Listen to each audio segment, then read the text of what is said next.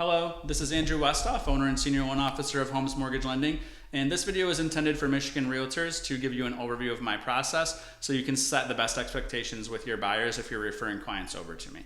So this is going to be a lengthy video because I'm going to go in detail on my process. However, for the sake of time, if you don't have time to watch the whole video, I'm going to give the cliff notes up front. Please do watch the video in its entirety when you have a chance. Save it if you're not able to watch all of it right away. But here's the main points that you should be aware of. So number one, I do have an online application. So it's just something that your client should be aware of. That I will be sending them a link to complete their pre-approval application online. And I will be requesting documents from them up front. I do a very thorough pre-approval, so I want to make sure that they're well qualified, but I don't want to spend a lot of time just asking them a million questions. I like to get into the meat and potatoes of what matters to them when we're actually talking. I do turn around the pre-approval pretty quickly. After they fill out their online application, I'm usually reaching back out to them, assuming they qualify with the pre-approval within the next business day. Once they are putting an offer in, I do a few things to help get the offer accepted. If they're putting 20% or more down on a conventional loan, they may qualify for an appraisal waiver on the property. So I'm always checking for that so that you know when you're putting the offer in if you have an appraisal waiver or not. I'm also more than happy to call the listing agent because I'm doing such a thorough job up front. I'm always confident with my clients when they're putting offers in. So I'm happy to call the listing agent and let them know that the loan's going to go smoothly and answer any questions that they may have for me.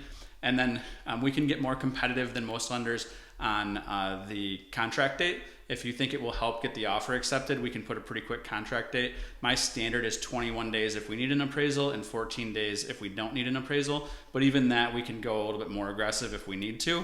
I'm happy to go toe-to-toe with any other lender in the area. I think that I'm going to beat them every single time on how fast I can get a loan closed.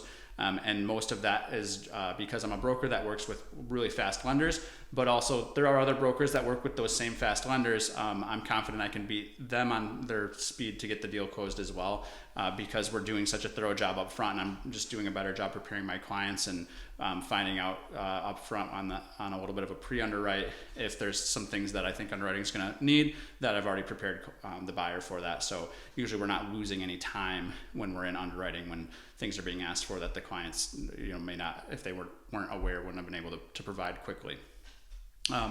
And then lastly, on the cliff notes, your clients are going to really like that you referred them to me, hopefully because they like working with me. Usually that's what I find, but also because of my interest rates. My interest rates are usually the lowest or among the lowest in the market. It's very rare that I have a client that finds a lower interest rate than what I'm offering. If they do, I own my company, so I have some flexibility, and I'm often able to match or beat the rate to keep the client with myself when they get their loan in process. So if you are referring a client to me, I know a lot of agents like to refer them in different ways. It doesn't really matter to me how you refer a client to me, whether you want to send a joint email, joint text, have the client reach out to me directly, or have me reach out to the client directly. But if you are having clients reach out to me directly, if you're just passing on my contact information and telling them to reach out, please give me a heads up so that when they reach out, I can know that it came from you as the buyer's agent and have a little bit more of a warm conversation right off the bat. Usually makes things go a little bit more smoothly. So to get into a little more detail, so backtracking to that pre-approval process, many clients it really kind of depends on their comfort level. If they want to have a conversation with me and then fill out that pre-approval application, or if they want to fill it out and then talk afterwards. I'm completely fine with either. It's about 50-50 of which of my clients I talk to before they fill out the application or not. And it's just completely up to them on their comfort level. Either way, after they complete the pre-approval application, I'm going to be in contact with them pretty quickly to go over things in detail. So as I mentioned, I'm going to request some documents. So we're going to review everything, and I'm going to do a pre-underwrite on my end before I contact them. And I may have some questions for them just to make sure that there's no issue with being able to pre-approve them, or no issue that's going to cause any thing that will make things a little more wonky when the loan's in process. So we can have those conversations up front.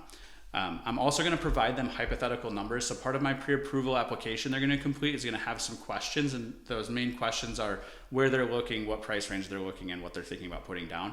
And that way I can provide them some hypothetical numbers just to give them a good ballpark on what their payment out of pocket would be in that price range, because oftentimes there's a little disconnect of what price range they want to look at and whether or not that payment's going to be comfortable. So I want to make sure that before I send them a pre-approval and they go out and spend time with you looking for a home, that when they see the numbers on a specific home in that price range, that it's most likely going to be comfortable for them. Once they agree, yes, this is comfortable and that's in my budget for these numbers, I'm going to send the pre-approval to them, and I'm going to CC you on that email so you're well aware that they're pre-approved and they can start the home search. While they're in the home search process, I encourage my clients to send me addresses of homes that they're considering so that I can run much more specific numbers to that home by pulling the property taxes based on the actual price of the home that they're looking at. And we know interest rates change every single day, so based on the current interest rates. There is a little bit of and I'll go over this with your client specifically, but there are a couple details on when they should send me an address to run numbers on it. Really, it's pretty wide open. They can send me addresses at any point. They can send them to me before they see the home, after they see the home. I don't really care. The only thing I really don't want them to do is to send me, I'm looking at 10 homes this weekend. Here's 10, price them out, because it's going to be a little bit too time. It's going to take a little bit too much of my time to run that many homes. And for them, they're going to probably get confused on which home is which when they're looking at all those numbers before they've seen those properties. I will make an exception though if they're looking at homes that are all over the place, because I don't want them to be driving all over Tarnation. I don't want you to be driving all over the place looking at all these homes if we can knock a few off the list by running the numbers up front. So in general, I'm usually not going to ever say no to them running numbers unless they're having me run just an insane amount of homes up front, and then we'll talk about it. But I let them know up front what the expectations are on those few worksheets.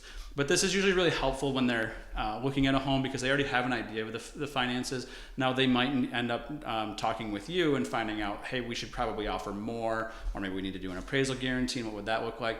But we've already seen the numbers, so they have a baseline of what those numbers look like, and then I can quickly send some updated numbers based on what they're actually going to offer. And if they're doing an appraisal guarantee, I like to show them like the worst case scenario if the appraisal comes in low, so they're really confident and can put an offer in quickly when they do decide to offer.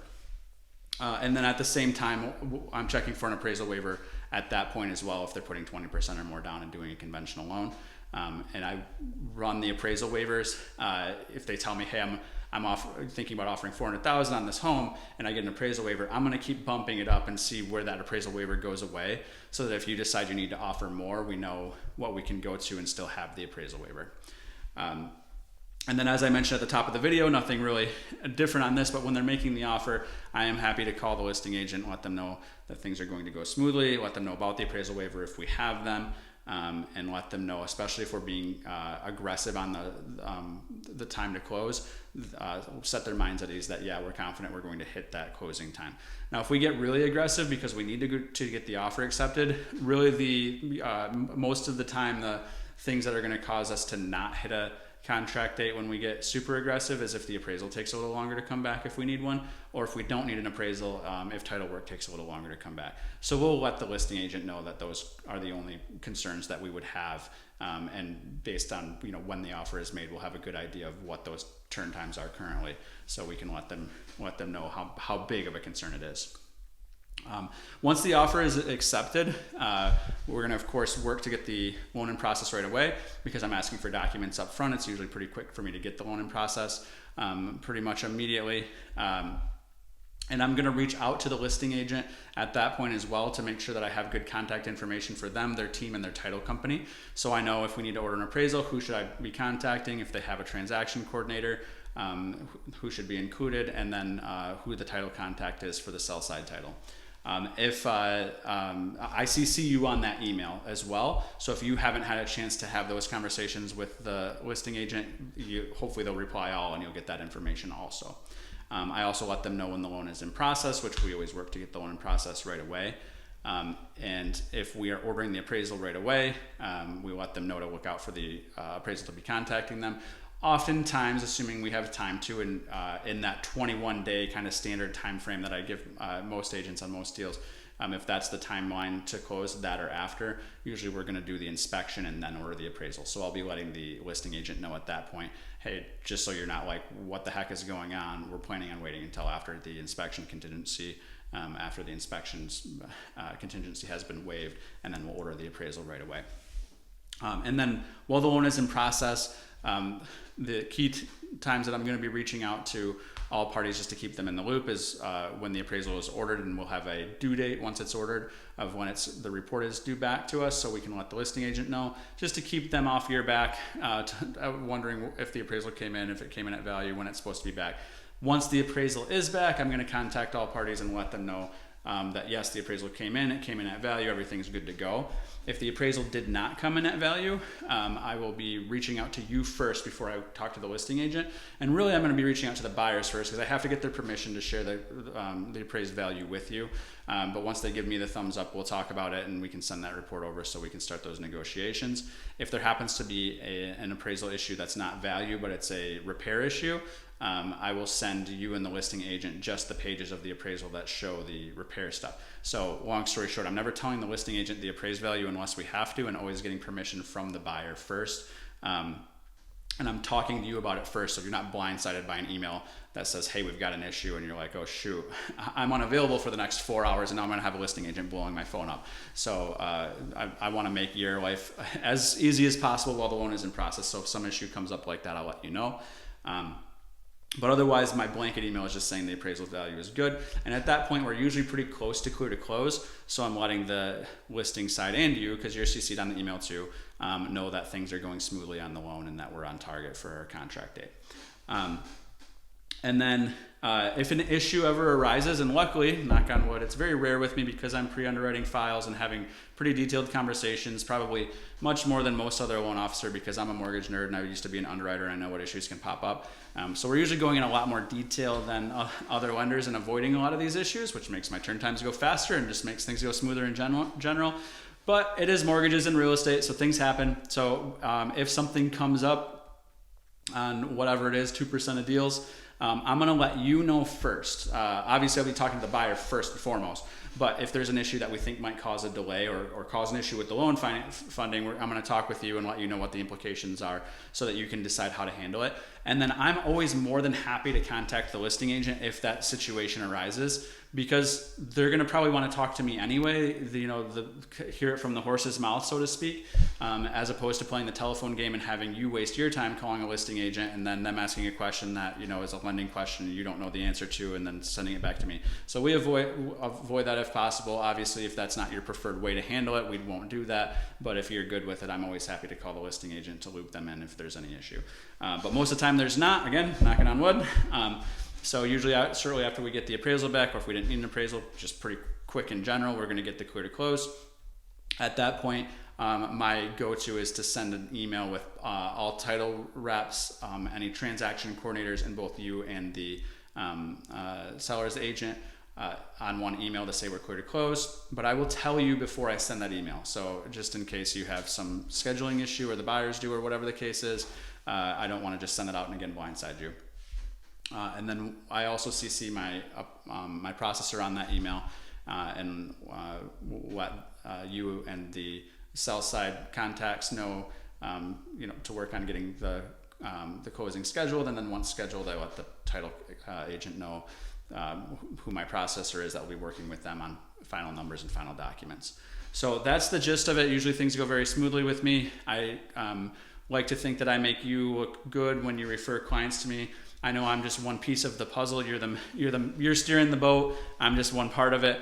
But when all things go smoothly, it's more likely that clients are going to refer future friends, family, people they care about to us, and that's the secondary goal. The primary goal is to get the loan closed as quickly and smoothly as possible. My secondary goal is to always try to get referrals for us in the future. Usually those come to you as the realtor because they think of you first. However, it's usually a win for both of us. So I hope this is helpful. All my contact information is in the video description. If you don't have it already, please reach out to me with any questions or concerns, and hope we'll be working together on a deal soon. Thank you so much.